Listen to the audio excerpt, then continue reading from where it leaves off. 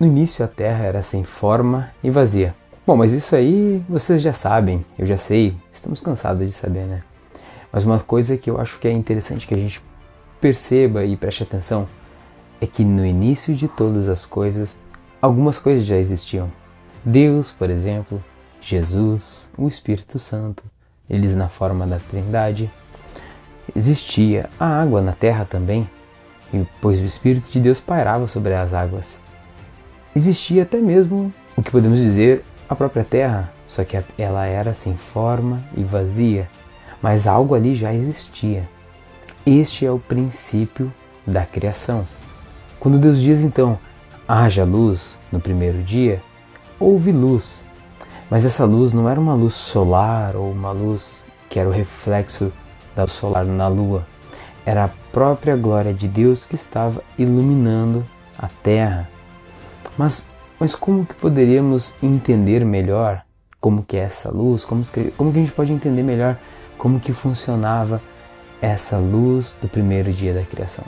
É isso que eu vou falar para você e os outros dias também durante esse vídeo.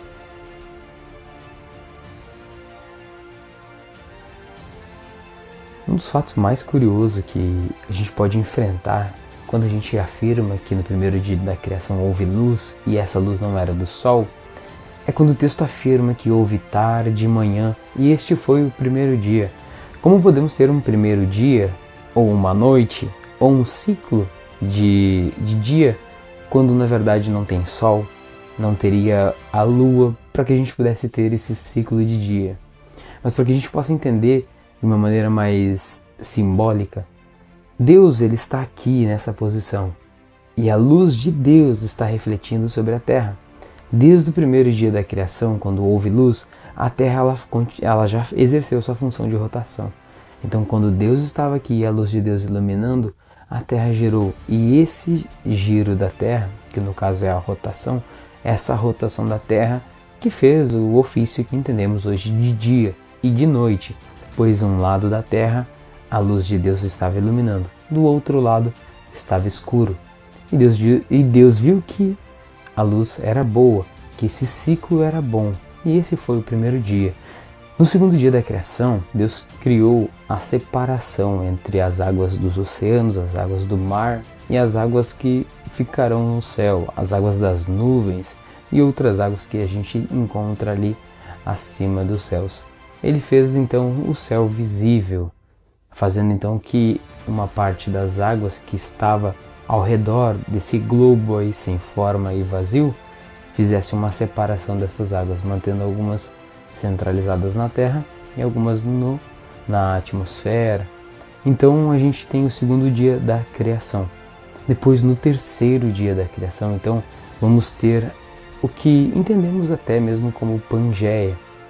A Bíblia diz que existia uma porção de terra, que Deus fez separação da terra e da água, fazendo com que fizesse surgir então essa porção seca, que mais tarde a gente vai ver ali na época da Torre de Babel, que há então uma separação das terras.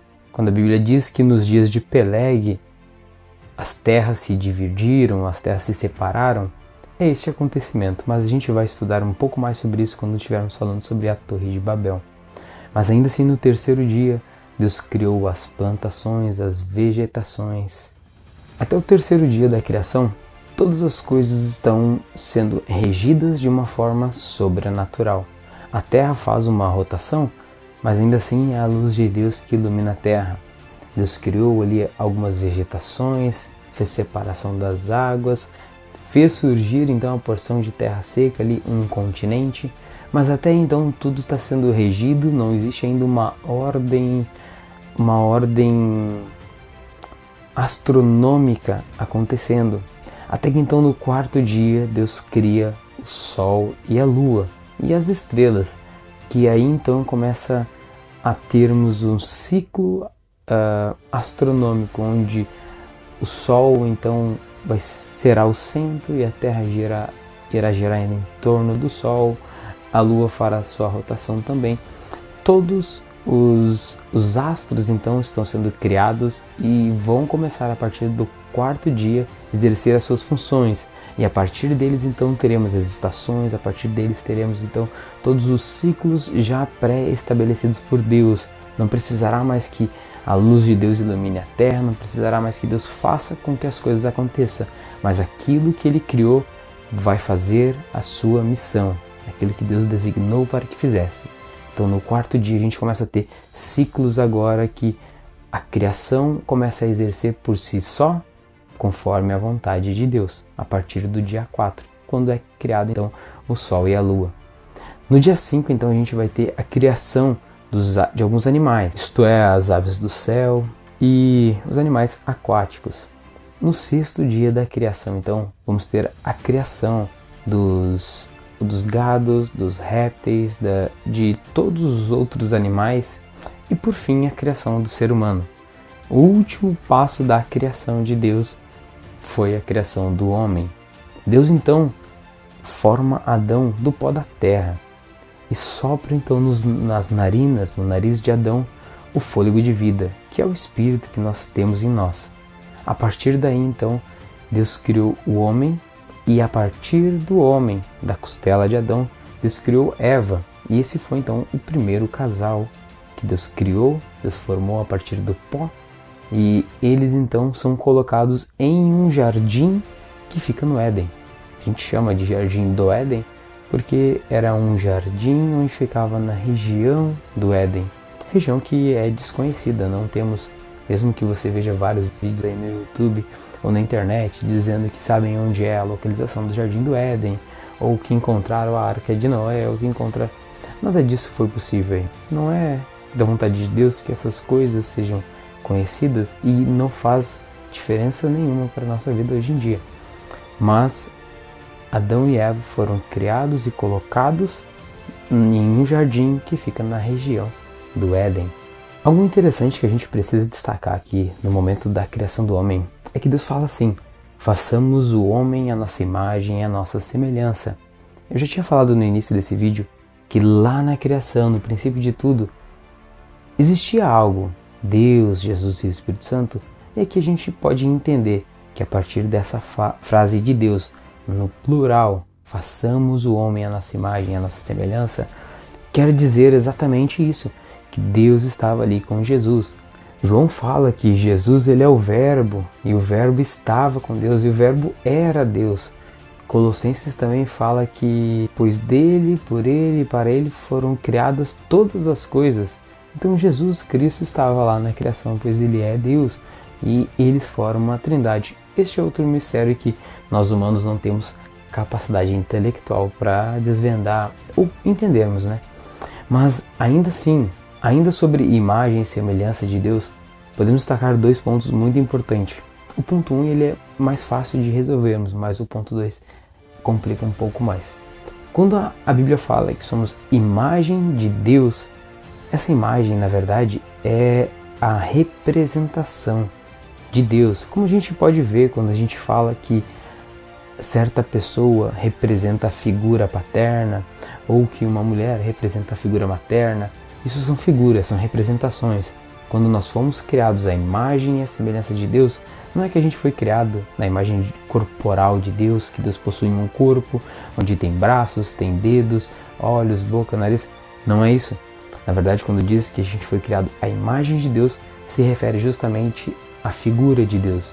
Deus, sendo o soberano sobre todas as coisas, cria Adão para que ele seja soberano sobre toda a criação.